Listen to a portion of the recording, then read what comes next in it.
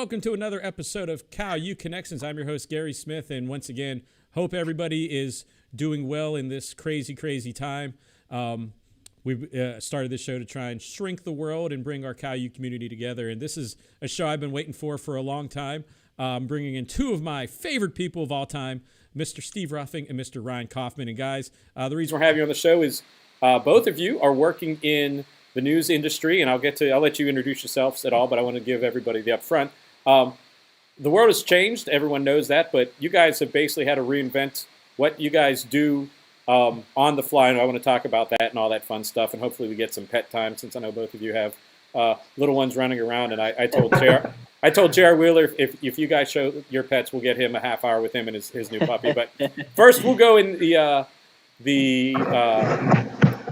order of graduation. And first of all, Ryan, every time I come into the studio, I look down and there's another piece of your graduation party that I just see that has come back from underneath some things. But Ryan, why don't you take a few minutes and talk to everybody about your background, your KAU connection, and what you're doing now. Okay, so I started at got into CUT in, what was it, Gary, 2014 or something like that. Sounds about right. Graduated many moons later in 2017.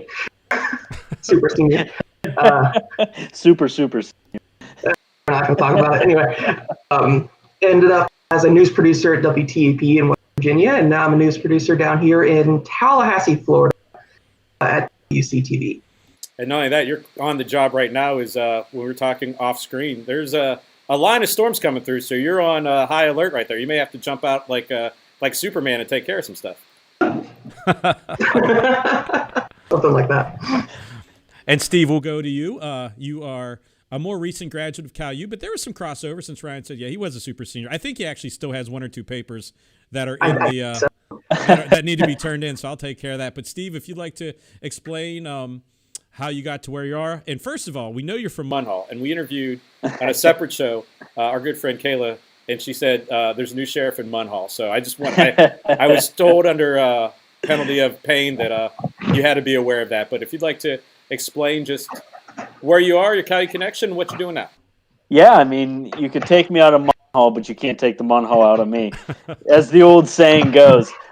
But like Ryan, I started in West Virginia just past June 10th. I started, but I graduated in 2015. No, that's high school. I already made a mistake. Can we restart this? Nope. I graduated in 2019 and got a job at WTRF in Wheeling, West Virginia, right out of college as a digital enterprise reporter. First of its kind. Our company, Nexstar, they have a very strong presence on digital. It's a digital-first mentality, so they opened up this new position as a digital enterprise reporter, and it's a little different. There's a little bit of a learning curve to my position, but as the months go on, you adjust, and then this happens, and there's another learning curve. So I know Ryan feels it firsthand as well. Just you're switching everything up as the days go on, and it's like, is there going to even be an end to this? Of course there will be, but right now the focus is on adapting, adjusting, and kind of moving forward with all of this. And let's bring you on, Ryan. We'll go kind of chronologically as well, but you're behind the scenes. You're a producer, and I always love seeing your posts and stuff from behind the scenes because it's just one of the coolest things because you're really nose to what's the old saying, the wheel to the grindstone or rubber to the road or whatever. But you're kind of trying to organize everything. And how, since this started, maybe talk a little bit about what your daily life was before in the newsroom and kind of how it has shifted based on changing realities. So you would think being in the capital city of Florida that things are always popping off. There's a bunch of action and whatnot. But there's a lot of days before pre-COVID that we were kind of hurting to find news. There was really, really slow days, but now it seems like every day you have a checklist that you have to go through and do the same thing day in, day out, get the latest numbers, the latest stats. It's kind of depressing in a way, but it's important information that you have to get out, and you have to make sure all your graphics are even more up to date than they ever were before. It's a whole new world. We're doing Facebook Lives every single day to keep people updated when the new numbers come out. We cover Florida and Georgia, so it's a big area. And have you moved a lot of operations to work from home, or are you still going in and out, or how has that changed? Because obviously, news station, typically you're going from your house into the station or doing some gathering, blah, blah, blah. But since now I know a lot of places are under stay-at-home orders and everything like that, are you at home a lot, or are you back and forth, or just are you in the field, basically? So there was a week where I was actually working from home, and it was one of the most difficult things in the world. I was the guinea pig for our station, and it was not fun. But I'm back at the station now, and we have 9 news producers, and I believe 3 or 4 are at home every single day. Those are our evening news producers. So I'm at the station usually during the day and editing video for the 4 o'clock show, and then I also do the newness, producing it. So it's a different beast. It used to be in the mornings, then my whole life got turned upside down. And he had to get that in there. He had to get it in there. Yep. So Steve, let's bring you on now. So Ryan gave a little background of what he does, and you're kind of in a newer situation. You mentioned your position, first of its kind, and you didn't give any like first of its kind in the. I'm just going to say first of its kind in the universe. We'll give you that publicity right there, but just talk a little bit about the challenge it's been. So you're the first of your kind at your station, so you're kind of inventing it as it goes on, and then a few months later, bam, the whole world's changed. So maybe talk a little bit about how your job was before, how you had to kind of come up with your content and things of that nature. Now the changes since we're in a new world.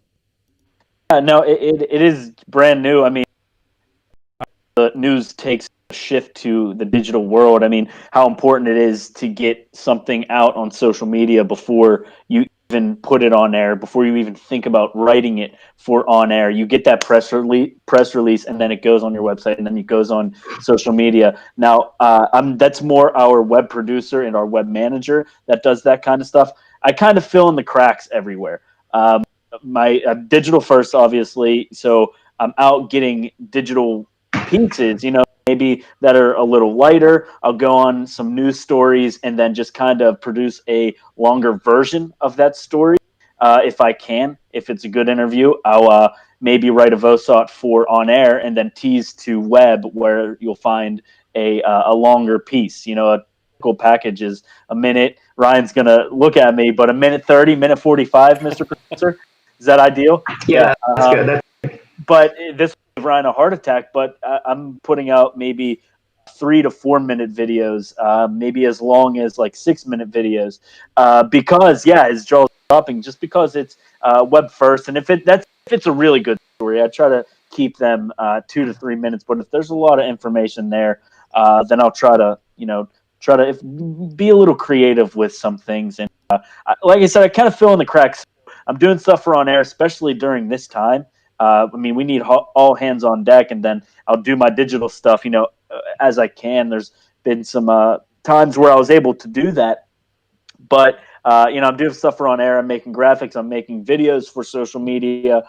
Every day, we're doing these highlighting heroes pictures where I make some graphics for that. Local heroes, maybe some grocery store workers or nurses, people opening up food pantries.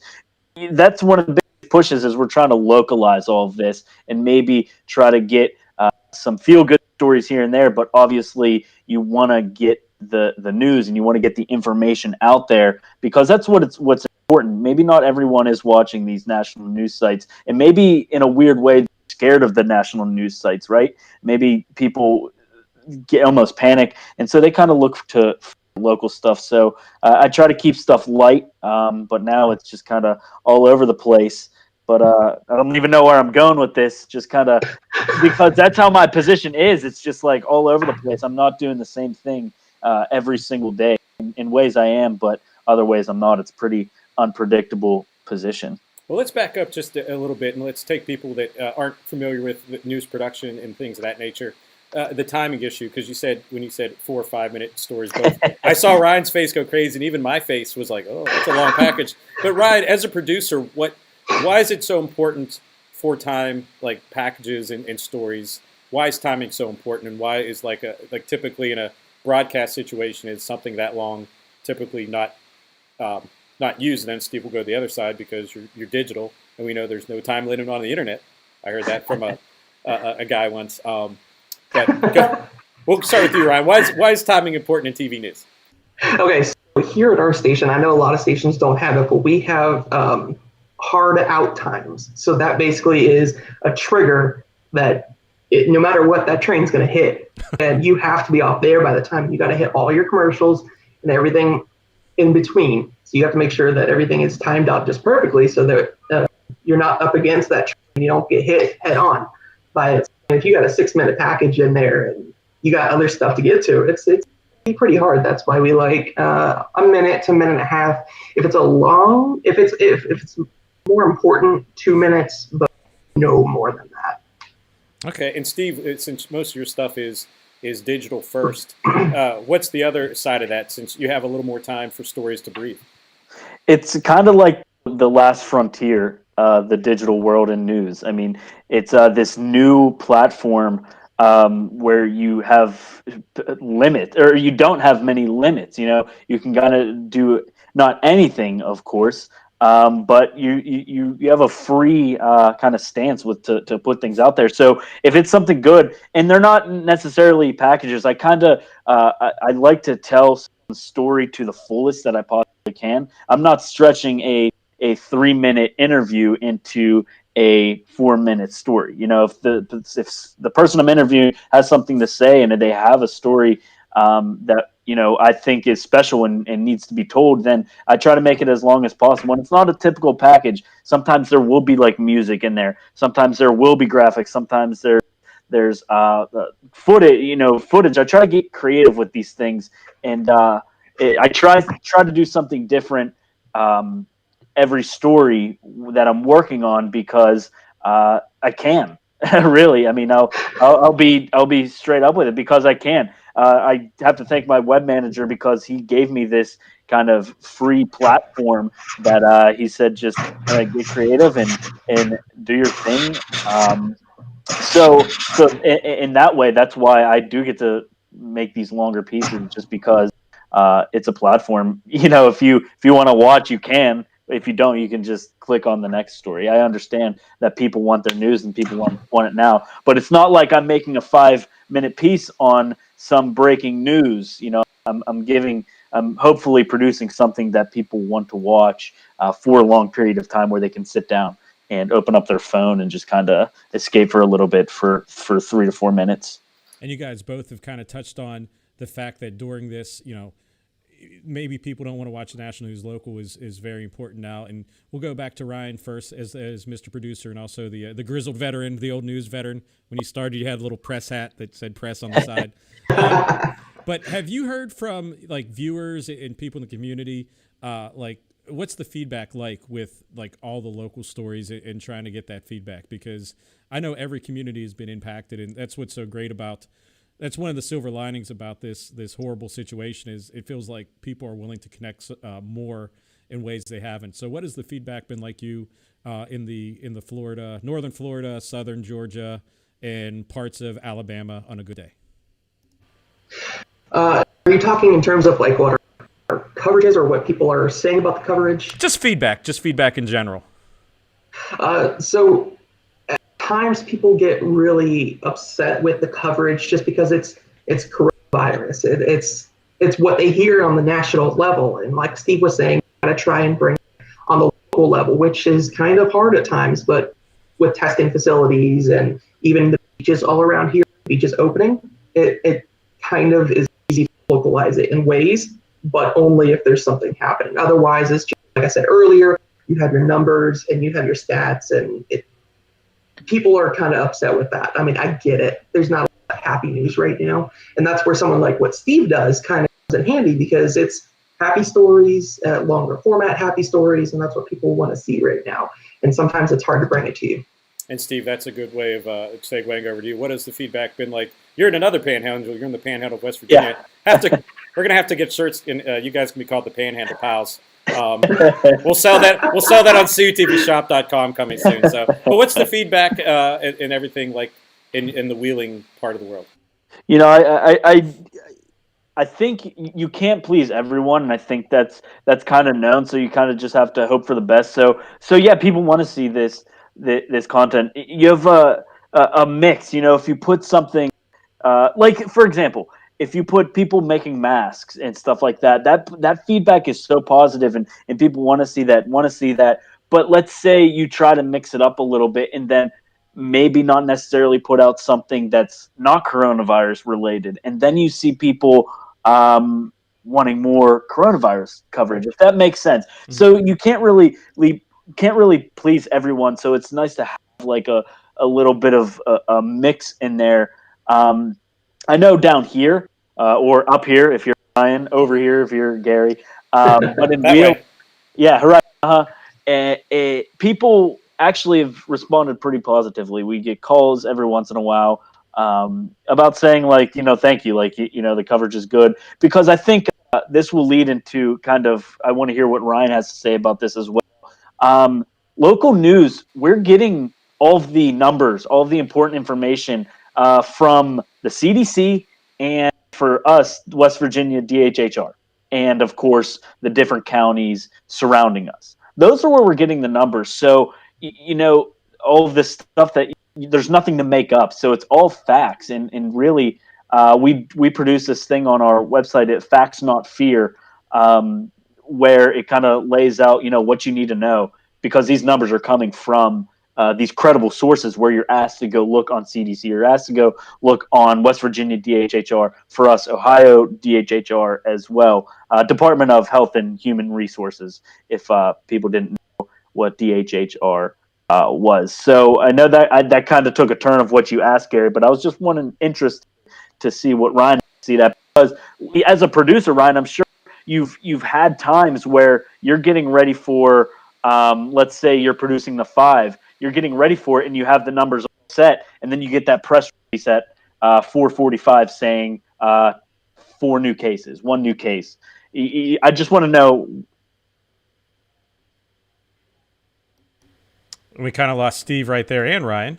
So we're going to see if they come back. Sometimes the internet is a wonderfully crazy thing right now, and I have both of them frozen. But if you're watching this right now, we are with Stephen Ruffing and Ryan KAUFMAN. Both are in the news industry.